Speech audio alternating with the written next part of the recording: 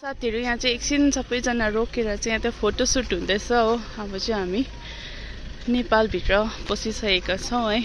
अनि पर चाहिँ भिडियो बनाउनु दिदैन रहेछ, सो त्यही भएर अनि अब चाहिँ यहाँ एकछिन फोटो खिच्छ अरे हो। सो त्यही भएर आदि चाहिँ उता पर राखिरहेको छ हो। सो त्यही भएर लु गाइस अब चाहिँ हामी चाहिँ फाइनली आइपुगेको छौं हो। उतानिर अब चाहिँ म तपाईहरुलाई भित्रको देखाउँदै लान्छु नि ल सबै तपाईहरुलाई। यहाँ आज बाजा बजाउने पार्टी चाहिँ केटीहरु छ यहाँ हेर्नु न, मैले देखाउँछु तपाईहरुलाई ल।